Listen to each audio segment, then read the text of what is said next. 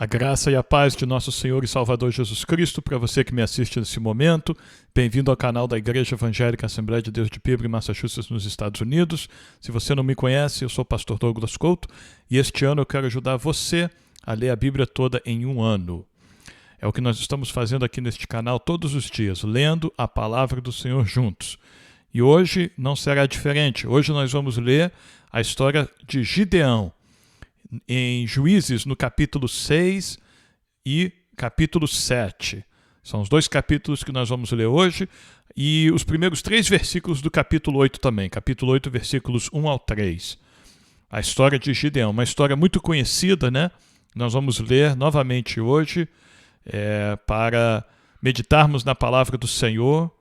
Então, antes de nós irmos à nossa leitura, deixa eu lembrar você de dar um like no vídeo, deixar um comentário e compartilhar este vídeo nos seus grupos de WhatsApp e nas redes sociais para que mais pessoas possam vir a ler a palavra do Senhor conosco.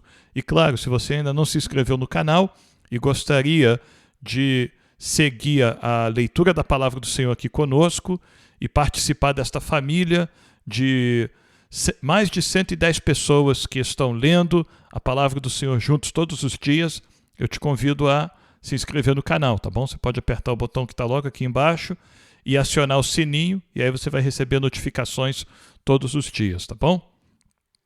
Com isso, vamos então à nossa leitura de hoje. Hoje é 19 de março. Nós estamos começando mais uma semana de leitura da palavra do Senhor. Gideão e seu filho. Como se a guerra militar tradicional não fosse difícil o suficiente, o povo de Efraim e o povo de Manassés, em ambos os lados do Jordão, são alvo de ataque dos midianitas do leste, que são os primeiros povos conhecidos a usar camelos em batalha. Com a mobilidade proporcionada pelos camelos, os midianitas conseguem obrigar muitos israelitas a viverem em cavernas, longe de suas plantações, que estão sendo destruídas. Deus levanta Gideão, um líder improvável, que apenas relutantemente assume o comando das forças em número menor. A batalha inicial de Gideão com os midianitas é um exemplo emocionante do poder de Deus que está disponível sempre que alguém é sobrecarregado por um inimigo. Gideão está bem ciente de que suas vitórias são realmente de Deus, portanto, ele se recusa a permitir que o povo faça dele um rei. Mesmo quando ele faz um éfode, que é um manto sacerdotal, de ouro, que algumas pessoas mais tarde usam de maneira idólatra, Gideão o faz para honrar o verdadeiro Deus de Israel.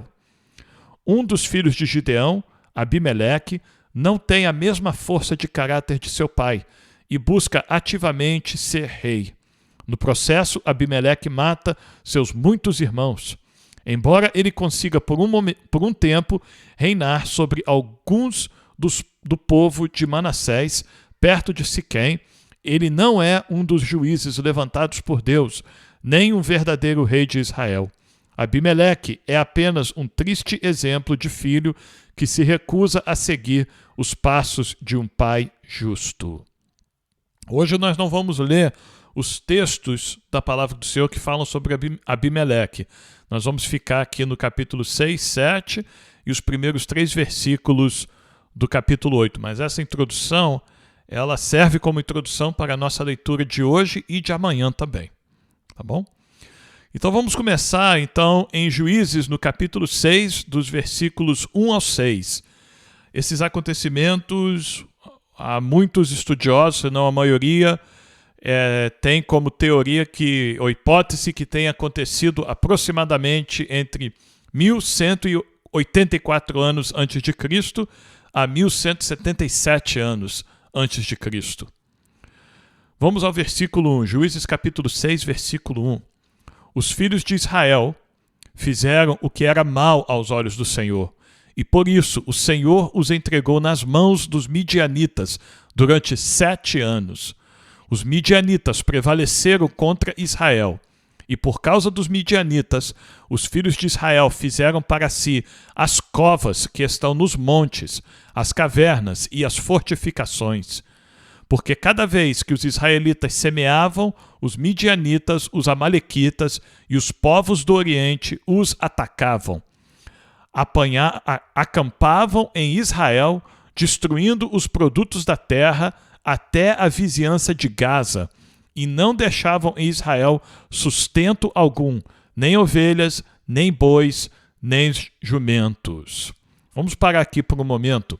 Essa é a quarta vez que nós vemos a palavra do Senhor dizer aqui no livro de Juízes que Israel caiu em pecado. É a quarta vez aqui no livro de Juízes. E agora, por causa deste pecado, Deus entrega o povo de Israel a estes povos chamados midianitas. E este povo está oprimindo agora Israel por 7 anos. E a opressão deles é na época da colheita. Na época da colheita, vêm os homens de Midian montados em camelos, né? E eles vêm e atacam o povo de Israel. O povo de Israel é obrigado a fugir. Essas tribos que são atacadas são obrigadas a fugir para as montanhas. E os midianitas vêm e tomam posse das colheitas de Israel, que Israel plantou na temporada anterior. Os midianitas vêm, tomam posse dessas colheitas, levam os animais, levam todos os mantimentos de Israel. E eles têm a ajuda dos amalequitas, que é um outro povo inimigo de Israel. Os midianitas, eles se ajuntaram com os amalequitas e tinham se ajuntado também com Eglon, que era o rei de Moabe. Lembra lá atrás no capítulo 3? Eles também ajudaram o rei Eglon. Então, Israel está impotente, né? Israel está totalmente à mercê deste inimigo. Não tem nada que Israel pode fazer, porque estão em pecado. Então Deus não está com eles. Então até mesmo se eles resistirem ao inimigo, Deus não batalha por eles. E nós vamos ver como será milagrosa o livramento que Deus vai dar ao povo de Israel aqui através de Gideão. Vai ser assim, de uma forma tão milagrosa para não deixar dúvida alguma que é Deus que fez esta libertação, que foi Deus que libertou Israel mais uma vez. Mas este é o estado que Israel se encontra neste momento. Vamos ao versículo 5. Pois vinham com o seu gado e as suas tendas, como uma nuvem de gafanhotos. Eram tantos que não se podiam contar, nem a eles, nem aos seus camelos, e entravam na terra para a destruir. Assim, Israel ficou muito debilitado com a presença dos midianitas. Era uma destruição tão grande que os midianitas faziam em Israel durante esses 7 anos, que a palavra do Senhor usa aquela praga dos gafanhotos, né, como um símbolo, como uma analogia do que os midianitas faziam nas terras de Israel. Eles eram tanto assim em número quanto em efeito, sabe? Esta ideia deles atacar como os gafanhotos era tanto por causa do número deles, que eles vinham neste ataque contra Israel, assim como o efeito que eles faziam, né? A devastação que eles faziam. E foi exatamente isso. Foi uma invasão que parecia uma invasão de insetos, né? Que destruía tudo.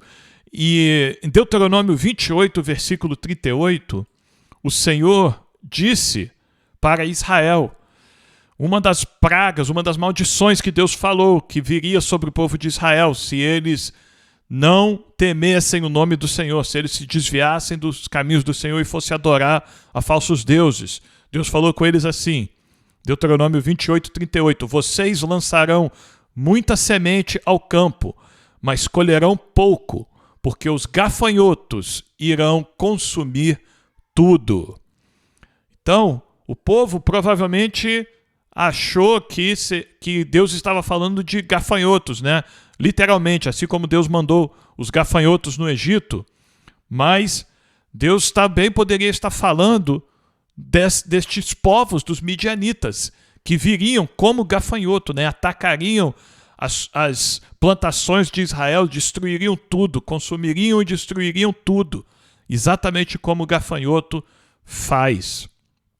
Então, os filhos de Israel clamaram ao Senhor. Então, finalmente, mais uma vez, o povo de Israel clama ao Senhor, depois de 7 anos sofrendo nas mãos destes midianitas. O profeta repreende Israel. Juízes, capítulo 6, versículos 7 ao 10. Quando os filhos de Israel clamaram ao Senhor, por causa dos midianitas, o Senhor lhes enviou um profeta que lhes disse: assim diz o Senhor, Deus de Israel, eu tirei vocês do Egito, da casa da servidão. Eu os livrei das mãos dos egípcios e das mãos de todos os opressores. Eu os expulsei e dei a vocês a terra deles. E disse: eu sou o Senhor, o Deus de vocês. Não adorem os deuses dos amorreus, em cuja terra vocês estão morando, mas vocês não deram ouvidos à minha palavra. Então Israel estava em angústia e finalmente clamou ao Senhor, né? Se arrependeu, né? Pediu misericórdia ao Senhor, como uma nação. A maior parte do povo foi clamar ao Senhor, e Deus respondeu. E a última vez que isso aconteceu, Deus usou a profetisa Débora, né? Foi a leitura de ontem. Deus usou a profetisa Débora e Baraque para libertar o povo. E nesta ocasião aqui, o Senhor ele envia um profeta. E a Bíblia não diz quem foi este profeta. A Bíblia não fala o nome deste profeta. Não parece ser Débora, porque já são... Isso é depois da vida dela, né? Depois dos 40 anos de paz que teve, depois da vitória de Débora e Baraque. Então, certamente Débora já faleceu. Tem outro profeta que Deus usa, mas a Bíblia não fala o nome dele. Mas o que a Bíblia fala é o que Deus falou ao povo. E Deus, mais uma vez, lembrou o povo de Israel de como ele libertou o povo de Israel da escravidão. E Deus está falando isso porque isto deveria servir como um motivo para o povo temer o Senhor, sabe? O povo deveria estar constantemente lembrando do que Deus fez por eles e viver no temor do Senhor, viver nos caminhos do Senhor como um ato de gratidão. Mas, infelizmente, não é isso que o povo faz. O povo se desvia do Senhor, o povo vai adorar a falsos deuses, aos deuses dos amorreus, e eles se recusam a ouvir. Mas vocês, diz aqui, ao final do versículo 10, mas vocês não deram ouvidos à minha palavra. Esta expressão, não deram ouvidos, é uma expressão característica do hebraico, sabe? E significa desobediência. Vocês me desobedeceram. Vocês não deram ouvidos ao que eu mandei vocês fazerem. Então vocês me desobedeceram.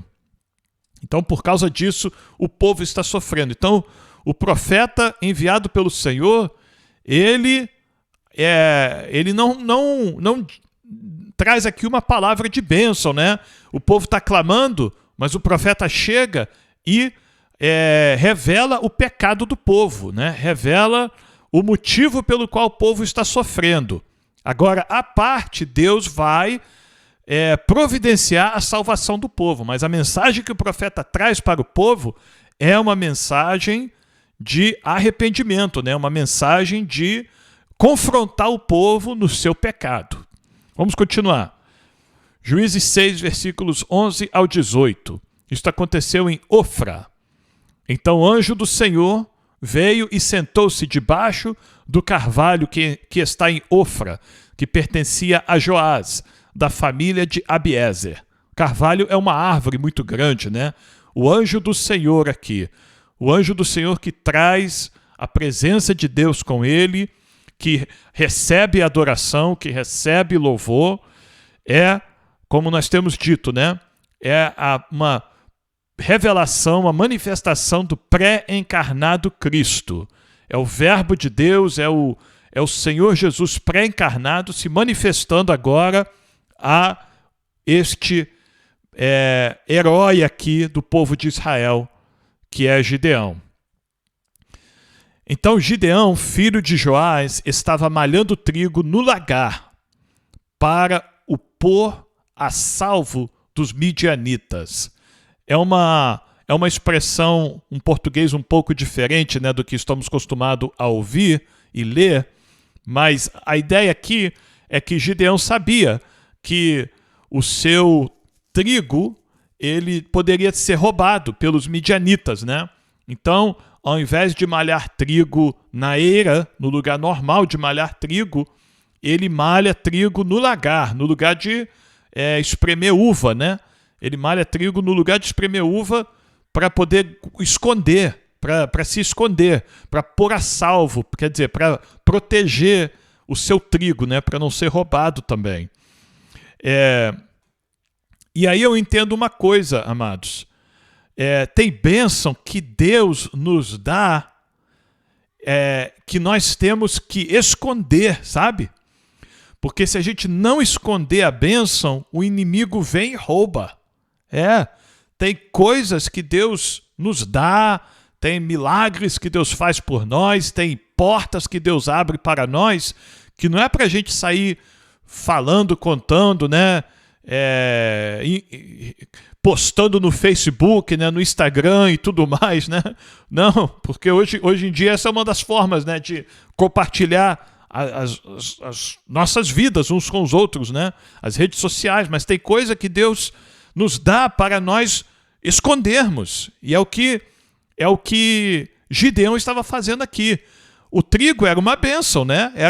Ele plantava, Deus dava, abençoava a terra, fazia chover, e aí ele podia colher trigo. E agora ele precisa malhar esse trigo para poder fazer pão e outros alimentos, e ele vai fazer isso no secreto. Era a bênção que Deus estava dando para ele. E ele escondeu essa bênção. Ele não foi divulgar essa bênção para todo mundo, não.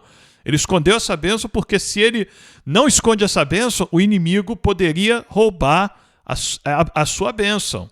Então, fica uma lição aí para nós, né? Vamos ter cuidado de preservar aquilo que Deus nos deu, as bênçãos que Deus nos deu, que Deus não nos deu para compartilhar, porque tem bênção que Deus deu para compartilhar, tem bênção que não. Por exemplo, se Deus te deu muitas bênçãos financeiras, então você deve ter o coração aberto para abençoar os outros, ajudar aqueles mais necessitados. Agora, se Deus te deu uma esposa abençoada, você não vai compartilhar a esposa, não é verdade? A esposa é sua, o esposo é seu.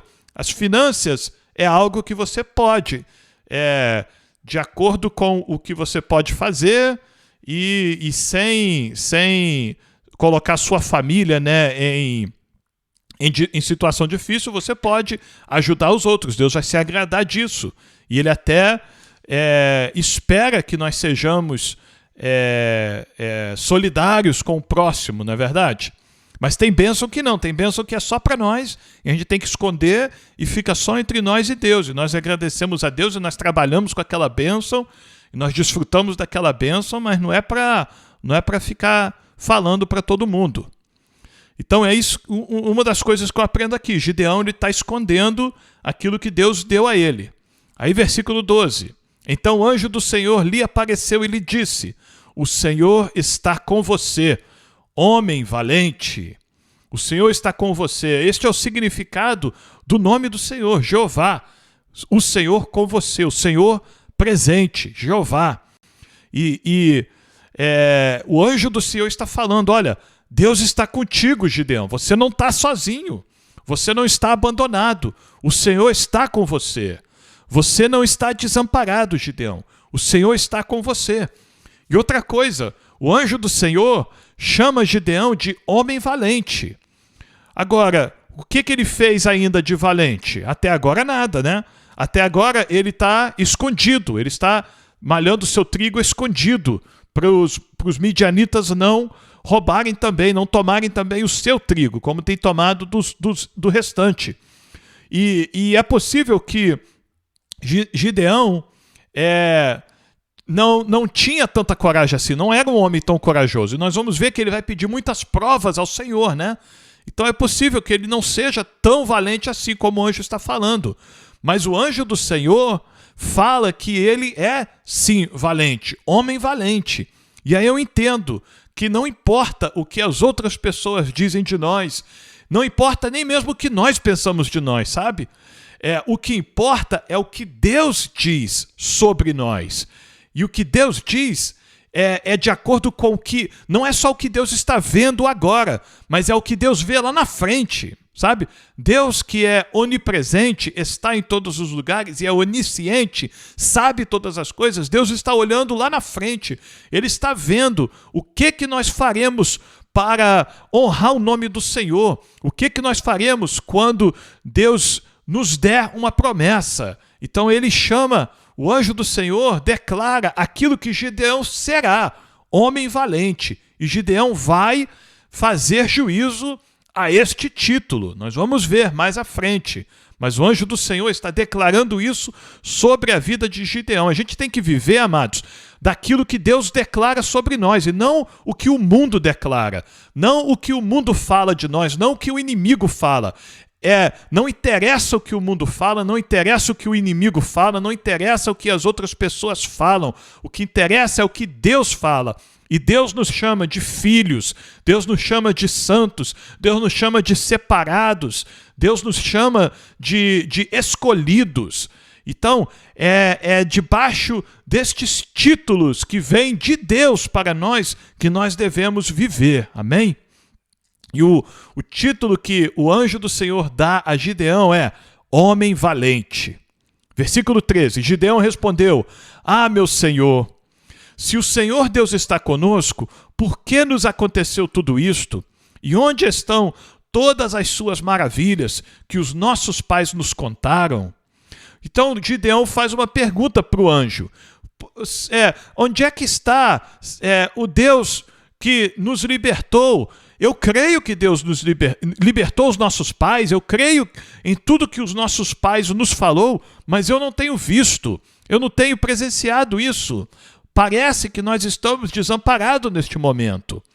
Eles disseram, Gideão fala, né, dos pais, o testemunho dos pais do passado.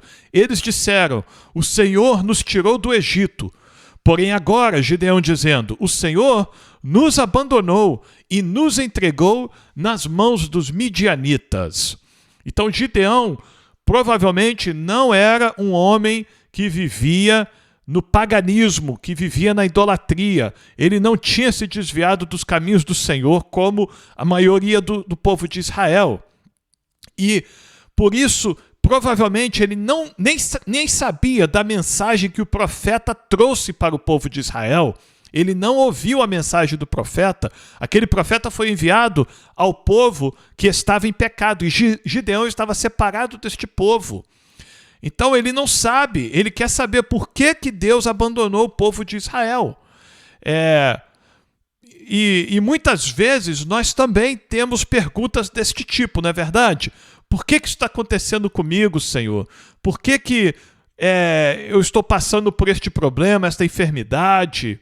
E às vezes é porque Deus está tratando conosco, às vezes é porque Deus está tratando com alguém perto de nós, próximo de nós, ou às vezes não é isso, às vezes é uma circunstância da vida, algo devido ao fato de nós estarmos vivendo aqui neste mundo ainda, que está afetado pelo pecado. Nós estamos susceptíveis ainda a isso. Aqui não é a Nova Jerusalém, né, que o Senhor Jesus trará do céu.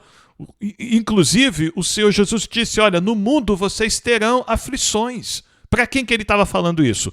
Para os incrédulos? Para os idólatras? Para aqueles que iriam abandonar o Senhor? Não, ele estava falando isso para os discípulos fiéis, para mim e para você. Ele disse, olha, no mundo vocês terão aflições, mas ele não terminou aí. Ele falou, mas tende bom ânimo, eu venci o mundo. Então, Cristo, que venceu o mundo, está conosco. E ele não nos desampara no momento da angústia. Nós podemos passar até pelo vale da sombra da morte, mas o Senhor estará conosco neste momento. E Gideão está perguntando aqui para o anjo, por que o Senhor não está conosco neste momento? Aí a resposta do anjo é muito interessante. Versículo 14, então o anjo do Senhor, agora a palavra do Senhor se refere ao próprio Senhor. Então, Deus está tendo esse diálogo com Gideão aqui. Então o Senhor se virou para Gideão e disse, vá nessa força que você tem. Gideão tinha alguma qualidade aqui, que o Senhor dá testemunho, vai nessa força que você tem e livre Israel das mãos dos midianitas. Não é verdade que eu estou enviando você? Qual era a força que Gideão tinha? A força de Gideão era a fé nas promessas que Deus fez ao povo de Israel, a fé que Gideão tinha no Deus de Israel, que fez tudo aquilo pelos pais de Gideão, pelos antepassados de Gideão. Gideão cria, Gideão tinha fé que Deus poderia fazer de novo. Ele não estava vendo, mas ele cria que Deus poderia fazer de novo. E então o Senhor diz para ele, vai nessa força, sua fé vai nessa força. E outra coisa, eu estou enviando você. Então, Gideão, vá, porque eu estou te enviando. Quando o Senhor envia o seu servo, nada pode impedir o seu servo de realizar a obra do Senhor. Versículo 15, Gideão respondeu, meu Senhor, como livrarei Israel?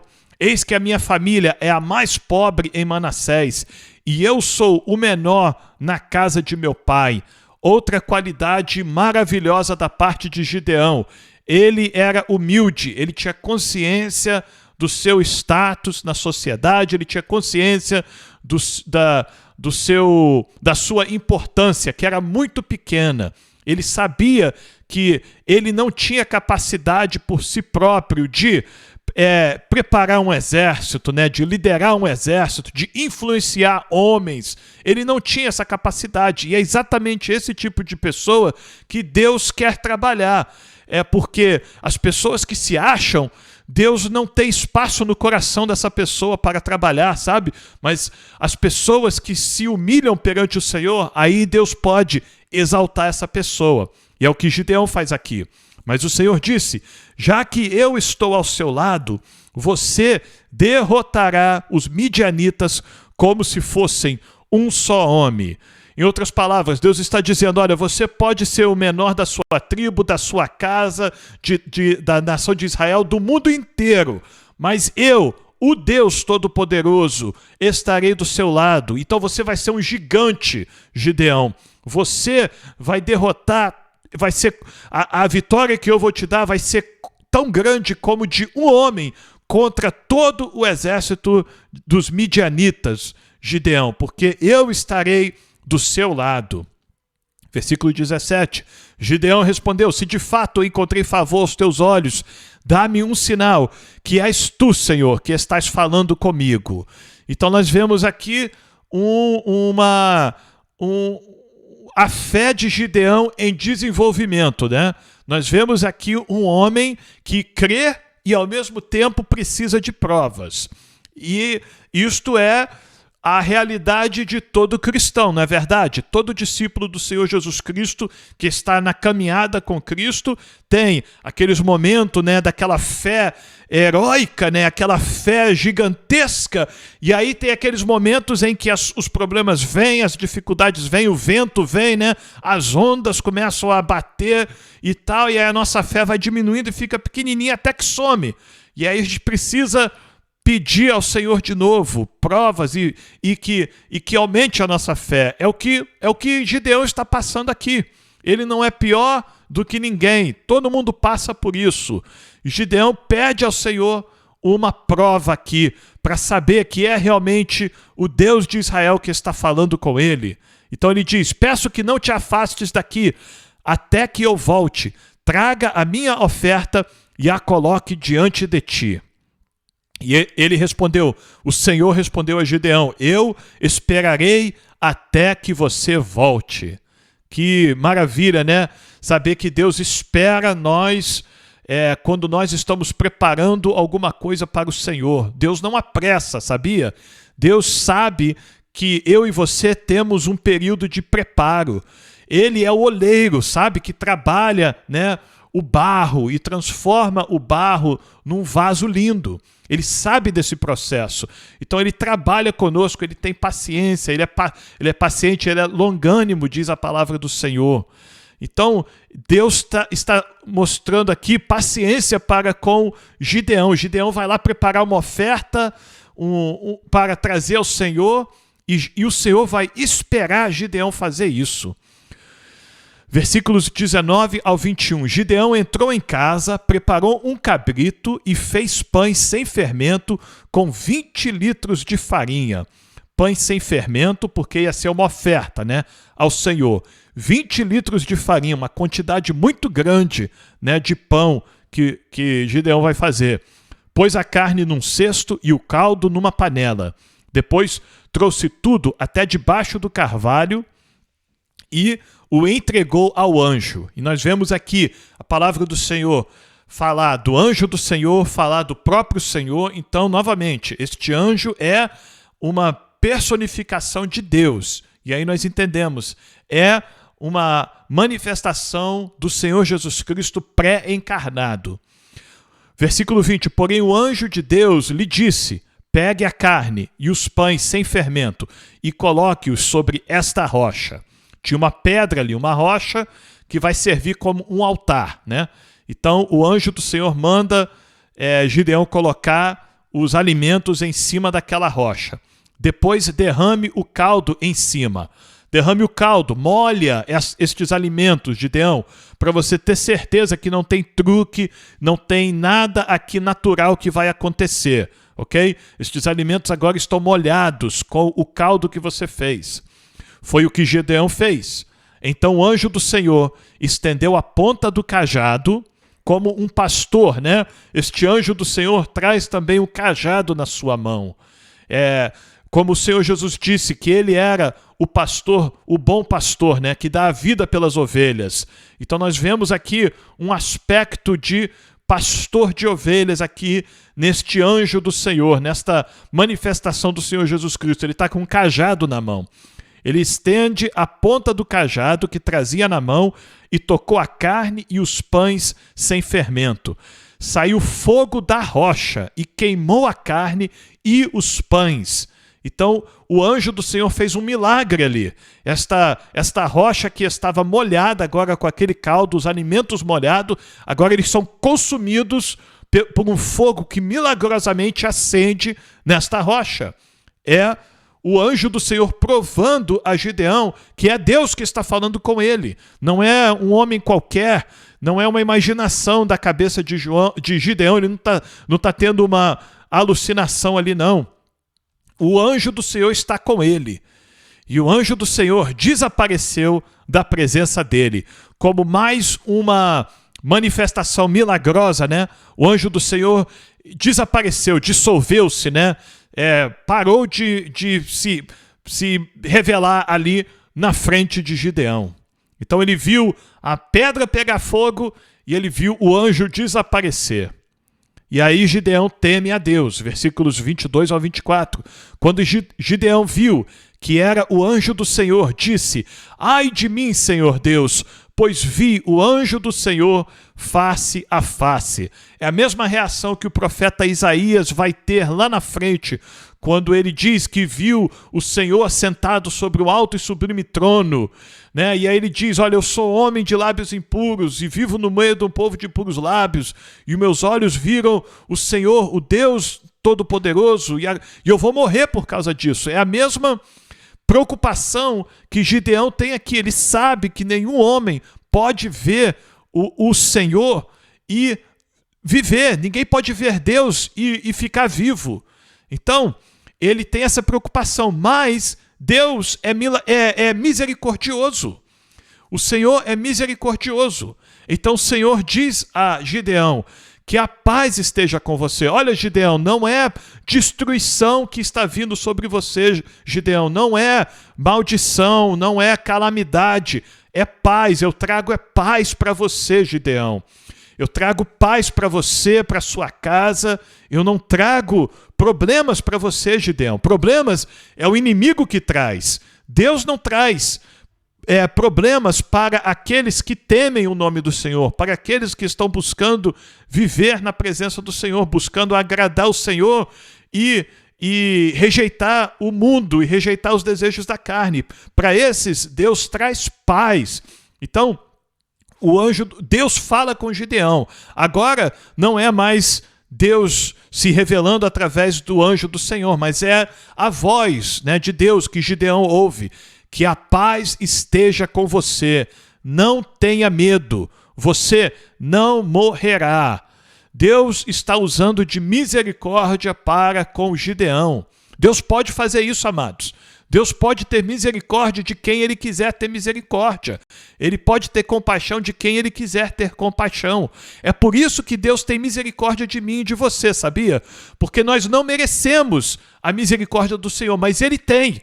Sabe? Nós não merecemos o amor de Deus, mas Ele nos ama a si mesmo. Por quê? Porque Ele é Deus. Não tem ninguém que pode chegar para Deus e falar: você não pode fazer isso, você não pode amar Ele, você não pode amar ela, você não pode perdoar Ele, você não pode perdoar ela.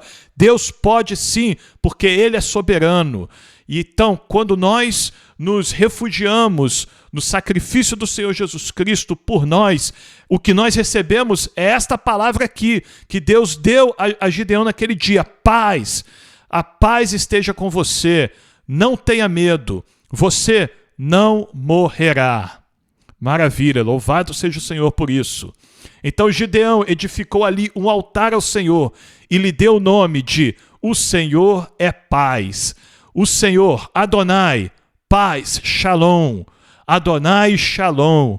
O Senhor é paz. Até o dia de hoje, esse altar está em Ofra, que pertence à família de Abiezer. Então, o narrador que estava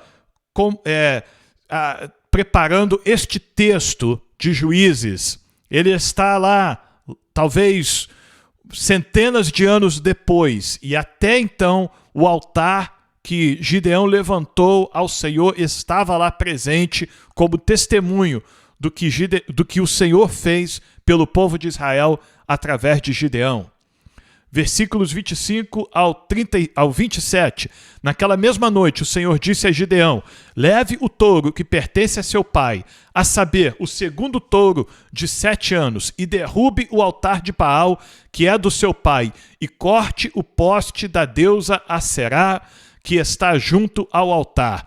O que Deus está fazendo aqui com Gideão? Deus está fazendo o seguinte: olha, Gideão, eu vou usar você para libertar a nação de Israel, muitas tribos de Israel, mas primeiro, Gideão, você tem que colocar a sua casa em ordem, você tem que libertar a sua casa. Tem pecado de idolatria na sua casa, Gideão, tem pecado de idolatria na sua parentela. Então, antes de eu usar você, Gideão, para libertar os outros de fora, eu tenho que usar você, Gideão, para consertar a sua casa. E aí eu entendo, amados, que todas as vezes que nós vamos fazer alguma coisa para o Senhor, nós temos que colocar nossa casa em ordem, porque nós não vamos poder edificar, libertar, restaurar a casa, as famílias dos outros, se a nossa família está em pecado, se a nossa casa, se a nossa vida está em pecado. Nós precisamos primeiro tirar o pecado da nossa vida, para depois nós irmos fazer a obra do Senhor na vida dos outros. Amém? Versículo 26.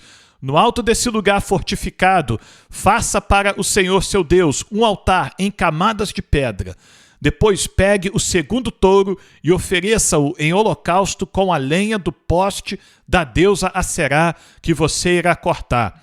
Os estudiosos da palavra do Senhor supõem que este segundo touro estava reservado para um sacrifício para Baal. O primeiro touro já tinha sido oferecido a Baal, o pai, né, o pai de Gideão já tinha oferecido um touro, agora ofereceria o segundo touro. Então, exatamente este animal que Deus manda Gideão tomar, e Aserá era estátuas de madeira, né? Então derruba essa estátua de madeira e usa a madeira dessa estátua como lenha, usa o touro para ser um sacrifício para mim. É o que o Senhor pede de Gideão. Então Gideão levou 10 homens dos seus servos e fez como o Senhor lhe havia falado. Mas porque teve medo da casa de seu pai e dos homens daquela cidade, não o fez de dia, mas de noite. Mais uma vez, Gideão teve medo? Sim, mas ele também foi sábio, né? Ele fez isso de noite, onde os inimigos não poderiam impedir ele de realizar esta obra. Mais uma lição aí para nós, né? A hora de nós batalharmos contra o inimigo, de cooperarmos ou fazermos a vontade do Senhor, às vezes é de noite. Que hora de noite? De noite, na hora de orarmos ao Senhor, né? Na hora de dobrarmos os nossos joelhos para orar ao Senhor, quando ninguém está vendo. O Senhor Jesus Cristo disse, né? Você não ore como o fariseu, né, que vai ao templo e ora em voz alta para todo mundo ouvir a sua oração. Não, quando você for orar, você entra no seu quarto, fecha a sua porta e ore em secreto. E o seu pai, que vê a sua oração em secreto, responderá a sua oração. Gideão está seguindo esse princípio. Ele esperou a noite para ir derrubar esses altares, para não ter oposição do inimigo. Joás salva Gideão. O pai de Gideão, então, salva a vida dele.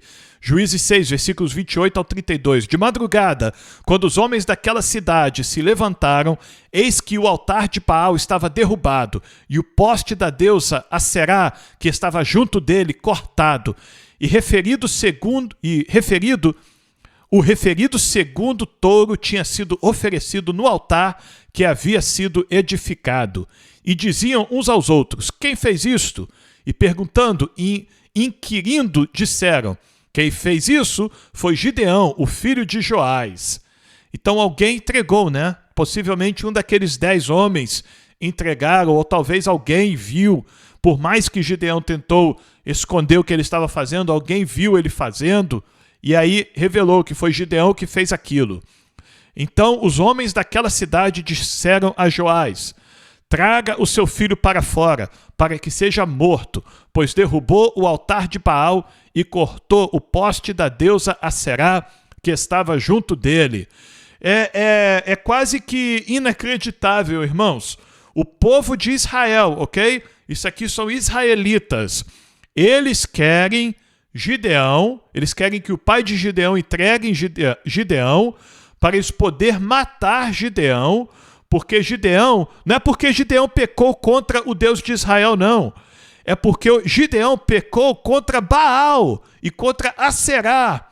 É quase que inacreditável, irmãos. O povo de Israel estava tão desviado dos caminhos do Senhor que eles estavam pegando a lei que Deus deu. Lembra a lei? Se alguém for adorar a outros deuses, sacrificar a outros deuses, oferecer os seus filhos a outros deuses, vocês, povo de Israel, têm que matar este indivíduo, esta mulher, este homem, esta casa que fizer isso.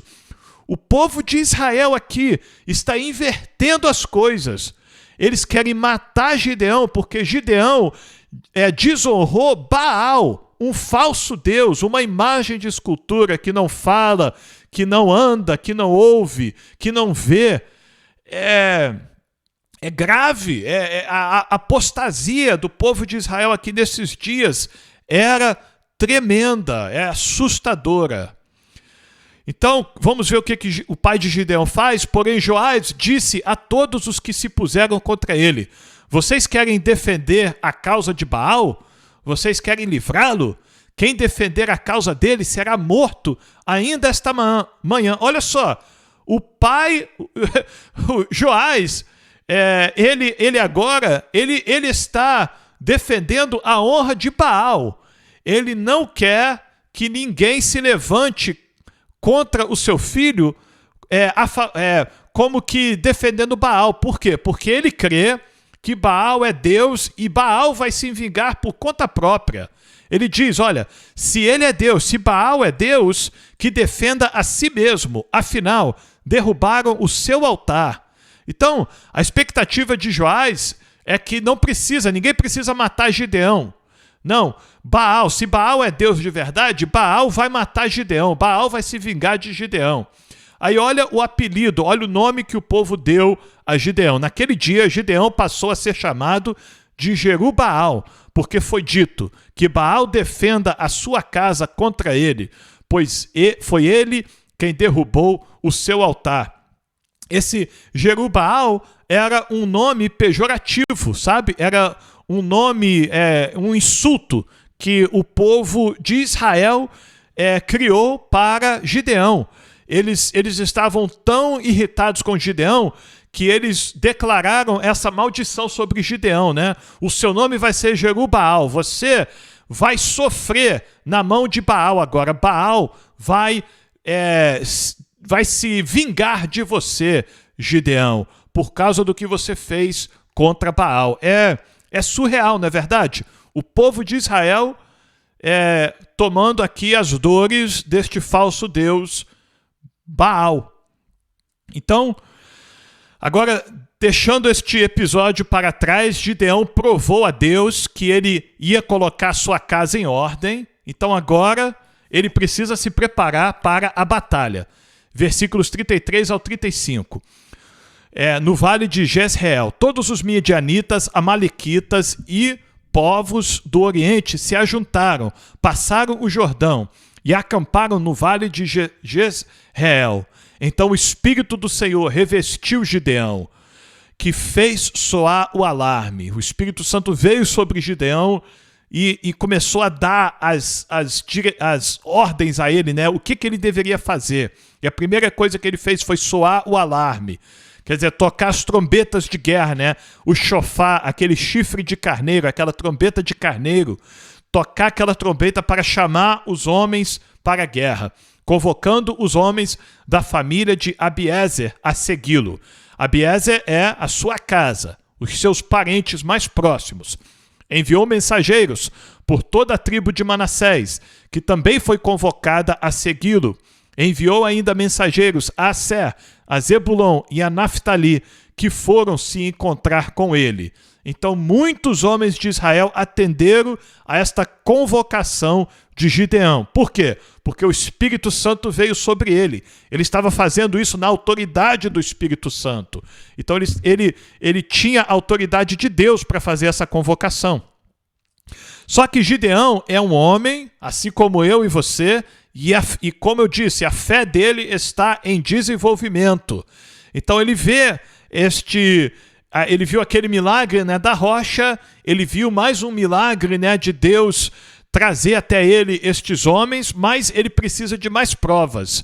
Então Gideão, versículos 36 ao 40, então Gideão se dirigiu a Deus, dizendo: se realmente queres livrar Israel por minha mão, como disseste, eis que eu porei uma porção de lã na eira. Se o orvalho estiver somente nela e a terra ao redor estiver seca, então saberei que irás livrar Israel por meio de mim, como dissestes. É uma segunda prova que Gideão faz com o Senhor, né? Um segundo sinal que Deus vai fazer para provar que o Senhor, Deus de Israel, está com Gideão. O orvalho, né? Aquela aguinha que cai de madrugada, vai molhar somente uma esponja aqui, não vai molhar o chão, que é algo impossível, né? Se molhar a esponja, vai molhar o chão também, mas Deus vai fazer esse milagre. E assim aconteceu, versículo 38. No outro dia, Gideão se levantou de madrugada e, apertando a lã do orvalho que havia nela, espremeu uma taça cheia de água. E Gideão se dirigiu a Deus, e o chão estava seco, né? O chão estava seco, mas a lã estava encharcada de água. Então Deus fez este milagre que Gideão pediu. Versículo 39, Gideão se dirigiu a Deus, mais uma vez, dizendo: não se acenda contra mim a tua ira, muito parecido com a forma como Abraão se dirigiu ao anjo do Senhor, lembra? não se acenda contra mim a tua ira, se eu falar somente mais esta vez. Peço-te que me deixes fazer mais uma prova com a lã, que desta vez só a lã esteja seca e que haja orvalho na terra ao redor dela. Então agora Gideão quer uma prova invertida, né? A lã vai ficar seca e a terra vai ficar molhada. Muito mais difícil, porque era muito mais fácil a lã absorver o orvalho do que a terra, né? Então agora Deus vai fazer com que caia somente água na terra e não no exato lugar onde estiver a lã. Outro milagre que Deus vai fazer. E Deus assim fez. Deus assim o fez naquela noite, pois só a lã estava seca e sobre a terra ao redor dela havia orvalho. Então Deus respondeu os dois pedidos de Gideão. Agora Deus vai fazer um processo um processo seletivo, né, para os soldados que ficarão com Gideão.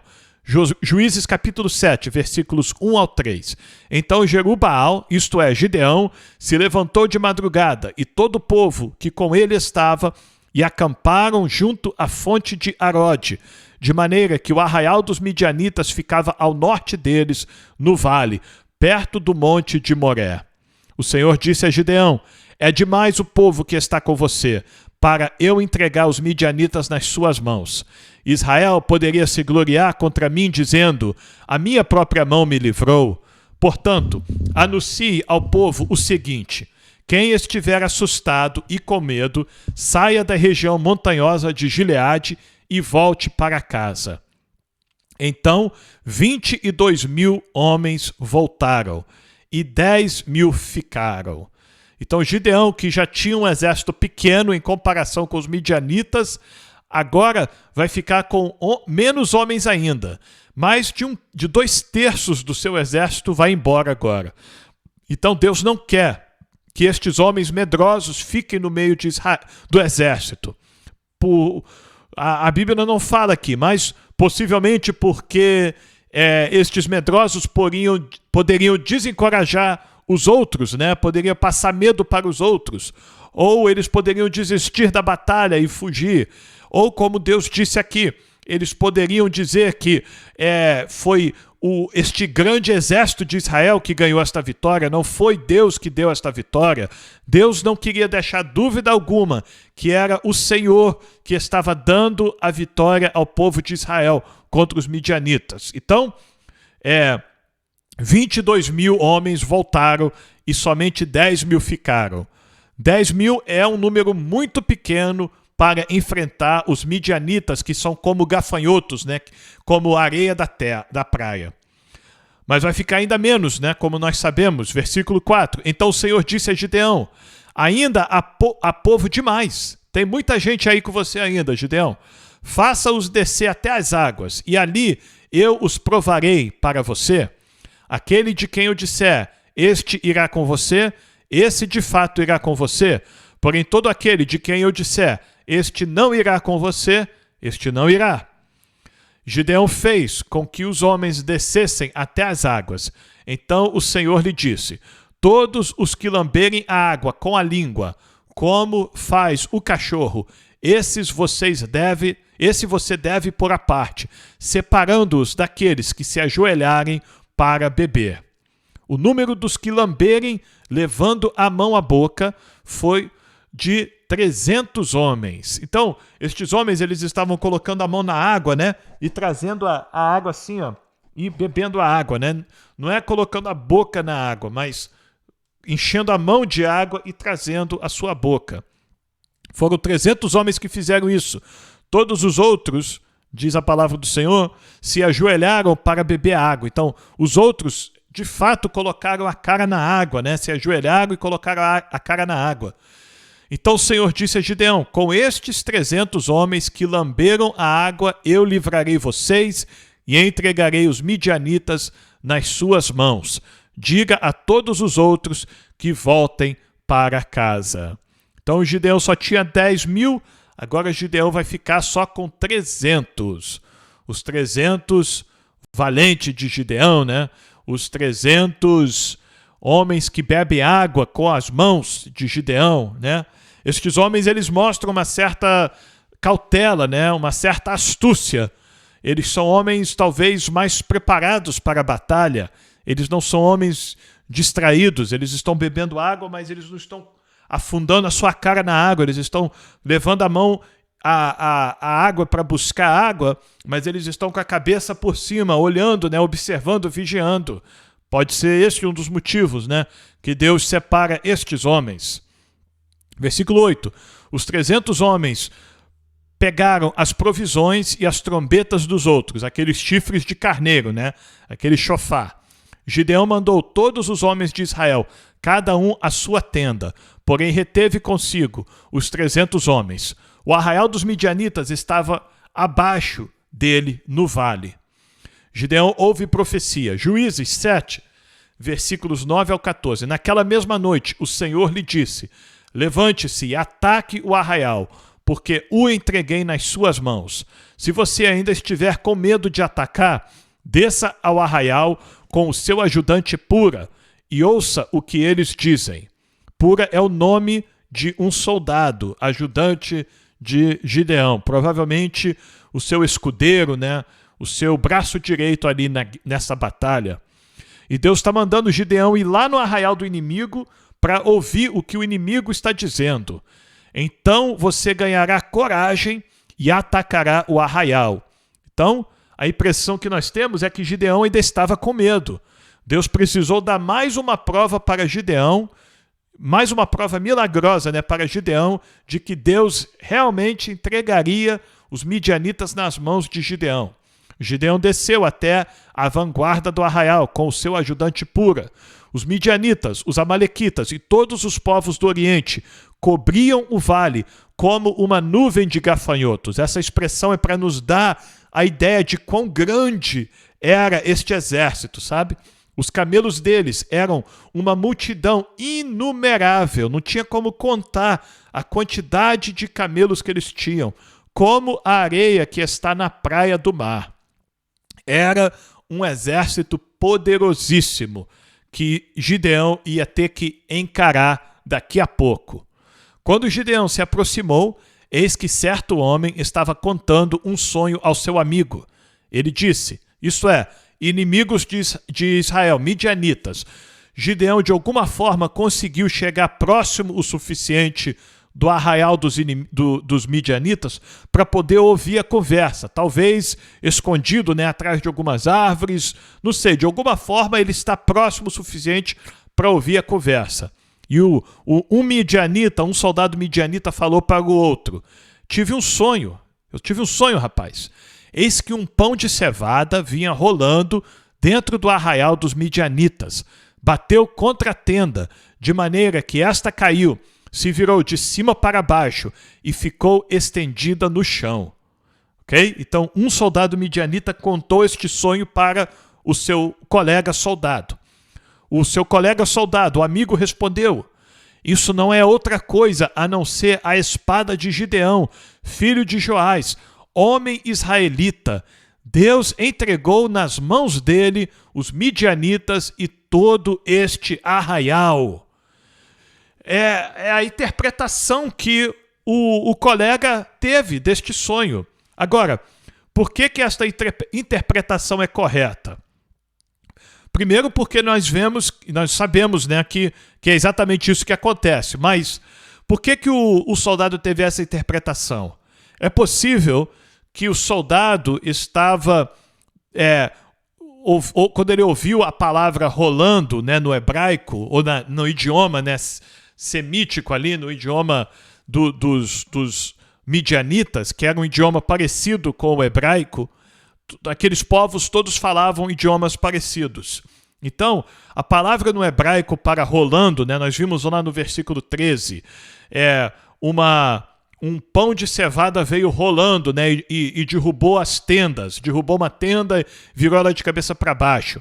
O que é esta palavra rolando no hebraico? É a palavra afak. A palavra afak no hebraico, ela traz o significado de derrotar, de causar reviravolta. É uma palavra também que se refere à espada, o movimento da espada, sabe? quando Deus coloca o anjo no lado de fora do Éden, na porta do Éden, e coloca a espada de fogo, né, que ia de esquerda para a direita, é esta palavra, este afaque, essa espada rolando, sabe? Então, este soldado midianita, ele entendeu o significado do sonho do seu colega. Viria um pão de cevada. O que é o pão de cevada? É o povo de Israel. É o povo de Israel que vivia da agricultura, que vivia das plantações. Vem o povo de Israel rolando, quer dizer, fazendo aquele movimento de espada, né, cortando um após o outro. E aí o camarada teve a interpretação. Ele falou: rapaz, isso aí é uma revelação, seu sonho. Gideão vai destruir a gente, vai derrotar o nosso exército, rapaz. E é justamente isso que Gideão vai fazer pelo poder do Senhor. Então, no versículo 15 ao 18, a palavra do Senhor diz: quando Gideão ouviu o relato desse sonho e o seu significado, adorou a Deus, voltou para o arraial de Israel e disse: levantem-se, porque o Senhor entregou o arraial dos midianitas nas mãos de vocês. Então repartiu os 300 homens em 3 companhias e entregou a cada homem uma trombeta e um cântaro vazio, com uma tocha dentro dele. Eu preparei uma imagem aqui do cântaro. Cântaro era um recipiente de carregar água, né? De carregar líquido, água e outros líquidos assim, né? Outras bebidas. Então eles estão levando uma trombeta, né? Para tocar, e estão levando um cântaro também com uma tocha dentro desse cântaro. Este era o cântaro, provavelmente o tipo de cântaro que eles estavam levando, né? E disse-lhes: olhem para mim e façam como eu fizer. Quando eu chegar às imediações do arraial, assim como eu fizer, façam vocês também. Quando eu tocar a trombeta e todos os que comigo estiverem, então vocês também tocarão a sua trombeta ao redor de todo o arraial e dirão: pelo Senhor e por Gideão. Versículo 19. Gideão e os 100 homens que estavam com ele chegaram às imediações do arraial por volta da meia-noite, pouco tempo após a troca das guardas. Tocaram as trombetas e quebraram os cântaros que tinham nas mãos. Então, o que está acontecendo aqui? O Gideão separou os seus 300 homens em 3 grupos. Um grupo com ele e um grupo, outro grupo de 100 e outro grupo de 100. E eles vão cercar, sabe, o exército dos midianitas, vão fazer como que um anel, né, ao redor, uma meia-lua ao redor do exército dos midianitas. Então, quando eles começarem a tocar essas trombetas e quebrar os seus cântaros, esse barulho vai vir de todas as direções, sabe, nos ouvidos dos midianitas, que estão, provavelmente a maioria deles dormindo, né? Meia-noite, eles estão ali despreocupados. Alguns estão vigiando, mas a maioria está descansando ali, se preparando talvez para a invasão no próximo dia, né? Então, esta é a estratégia que Gideão usa. Vai pegar o inimigo de surpresa.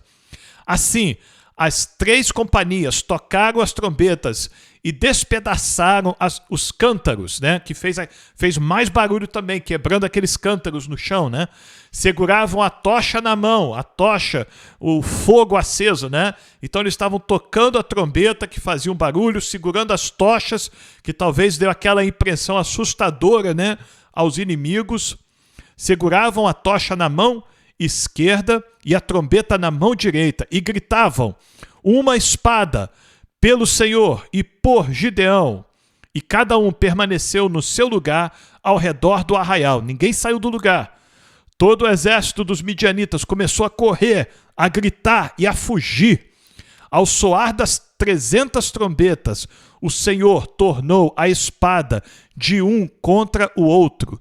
E isto em todo o arraial, que fugiu na direção de Zererá até Bet-Sita, até a divisa de Abel-Meolá, perto de Tabate. Então, soldados de Gideão tocando essas trombetas, com aquelas tochas nas mãos, bradando, né? Causou um terror no meio dos midianitas, que eles começaram a atacar uns aos outros, fugir dali, eles ficaram aterrorizados. Deus fez um pavor cair sobre os midianitas naquele momento. Então os homens de Israel, de Naftali, agora, quem são esses? Aqueles 22 mil, né, que voltaram para casa, que foram dispensados. Aqueles homens que estão em casa, estão nas suas tendas, nas suas tribos. Aqueles homens de Israel, de Naftali, de Assé e de todo o Manassés foram convocados e perseguiram os midianitas. Então, talvez alguns dos 300 agora, né, que os midianitas estão fugindo, Gideão dispensou alguns 300, né, e mandou, olha, vai lá, convoca os seus irmãos agora das outras tribos para se prepararem, para matarem todo midianita que eles encontrarem no caminho fugindo. Agora versículo 24 e 25. Gideão enviou mensageiros a todas as montanhas de Efraim, dizendo: desçam para atacar os midianitas e impedir que eles passem pelas águas do Jordão até Bet-bara. Efraim foi uma tribo que não foi convocada inicialmente. Efraim, embora seja uma das tribos mais fortes em termos militar, ela não foi convocada inicialmente. Mas aqui Efraim foi convocado para cortar a fuga dos midianitas que estavam tentando fugir pelo rio Jordão. Assim todos os homens de Efraim foram convocados e eles cortaram a passagem dos midianitas pelas águas do Jordão até Bet-bara e prenderam 2 príncipes dos midianitas, Oreb e Zeeb. Mataram Oreb no rochedo de Oreb e mataram Zeeb no lagar de Zeeb. Perseguiram os midianitas e trouxeram a cabeça de Oreb e a cabeça de Zeeb a Gideão, do outro lado do Jordão. Ok, então assim Deus deu vitória a Gideão contra os midianitas. E no final de tudo, as outras tribos puderam ajudar também. Deus permitiu que as outras tribos ajudassem a derrotar os midianitas uma vez por toda. Mas a tribo de Efraim, né, os homens de Efraim, como eu disse, eles não foram convocados, né, naquela convocação inicial. Então, agora vai ter um pequeno problema aqui para Gideão resolver. Mas Gideão vai demonstrar uma tremenda sabedoria aqui para resolver esta situação com os homens de Efraim. Então os homens de Efraim disseram a Gideão: que é isto que você fez conosco, não nos chamando quando foi lutar contra os midianitas? A tribo de Efraim não era uma tribo que se acovardava de luta, sabe? A tribo de Efraim participou daquela campanha com Débora e Baraque. A tribo de Efraim estaria mais do que disposta de participar, mas Gideão não chamou, embora tenha necessitado da ajuda deles agora, no final da batalha. Então eles querem saber, por que você não chamou a gente no começo de tudo, rapaz? E discutiram fortemente com ele. Eles ficaram muito chateados com isso. Se tornou um problemão aqui para Gideão. Porém, ele lhes disse, Gideão disse para os homens de Efraim: que mais fiz eu agora do que vocês? Gideão está dizendo, olha, que mais que eu fiz? Por acaso eu fiz mais do que vocês fizeram? Não é fato que os poucos cachos de uvas deixados por Efraim são melhores do que toda a colheita de Abiezer? Em outras palavras, olha, homens de Efraim, vocês já fizeram muito mais do que eu em termos de campanhas militares. Outra coisa, homens de Efraim, vocês, as suas plantações, até as menores das suas plantações, são muito mais abençoadas, muito mais bonitas, muito mais fartas e produtivas do que as pequenas colheitas que eu faço, as pequenas plantações que eu faço, a minha casa, Abiezer. Então, em 2 aspectos aqui, Gideão está mostrando que os homens de Efraim são maiores e mais importantes do que ele. Versículo 3. Deus entregou nas mãos de vocês os príncipes dos midianitas, Oreb e Zeeb, uma terceira uma terceira realização aqui, que os homens de Efraim fizeram, que Gideão não pôde fazer. Os homens de Efraim foi quem derrotou os príncipes dos midianitas. Os comandantes dos exércitos dos midianitas não morreram nas mãos de Gideão. Foi os homens de Efraim que derrotaram os príncipes dos midianitas. Então, nisto também, os homens de Efraim têm mais prestígio, têm mais honra do que Gideão. Gideão está querendo mostrar para eles que ele não é melhor do que eles, ele não é mais produtivo, ele não tem mais vitórias militares e até mesmo nesta campanha aqui, ele não fez coisas tão grandes quanto os homens de Efraim. O que pude eu fazer em comparação? Então ele resume tudo isso com a pergunta: o que pude eu fazer em comparação com o que vocês fizeram? Então, depois de Gideão dizer isto, abrandou-se a ira deles contra Gideão. Então Gideão usou de uma sabedoria tremenda para lidar com estes homens. Ele não se exaltou com os homens de Efraim. Ele não falou para eles, mas eu não chamei vocês, rapaz, porque vocês não foram separados por Deus. Deus não mandou chamar vocês, Deus fala comigo. Eu sou o comandante, eu sou o homem que Deus escolheu. E Deus me deu autoridade para chamar quem eu quero. Então eu chamei quem eu quis e eu não chamei vocês. E olha, outra coisa, eu não precisei de vocês, rapaz. Entendeu? Eu derrotei os midianitas sozinho, não. Gideão foi humilde. Apesar de tudo que Deus fez através de Gideão, apesar de todas as conversas que Gideão teve face a face com Deus, apesar de ouvir a voz do Senhor, apesar de ver Deus realizar aqueles milagres na presença de Gideão, mesmo assim Gideão manteve-se humilde na presença dos seus irmãos e ele deu a honra que era devida aos seus irmãos. E esta atitude de sabedoria abrandou a ira dos seus irmãos. A palavra doce, né? Ela acalma os ânimos, é o que a palavra do Senhor diz. Uma palavra sábia, uma palavra doce, ela acalma os ânimos.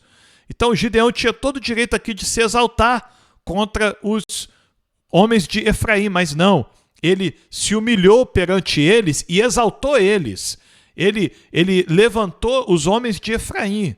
Embora eles só tenham participado do finalzinho ali da batalha, ele declarou ali tudo que os homens de Efraim tinham feito até aquele dia, né?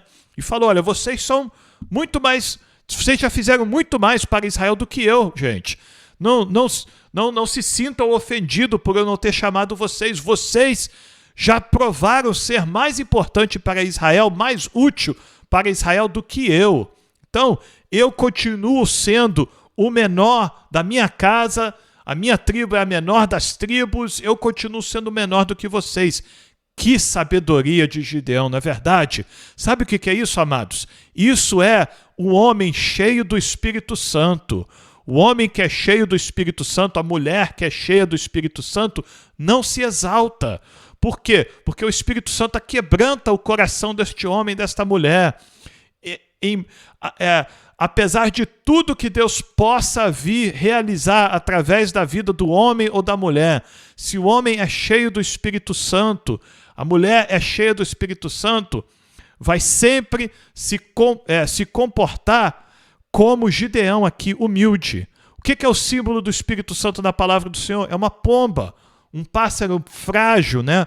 Um pássaro delicado. É a pomba. Então, Gideão está demonstrando aqui um caráter, né? Um espírito de pomba, de humildade aqui. E com isso ele ganha o respeito, né? E a parceria aqui dos seus irmãos da tribo de Efraim.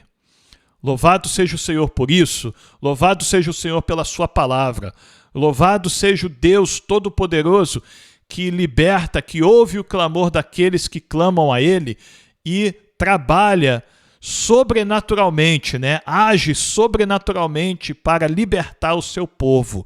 E Deus continua fazendo isso, amados.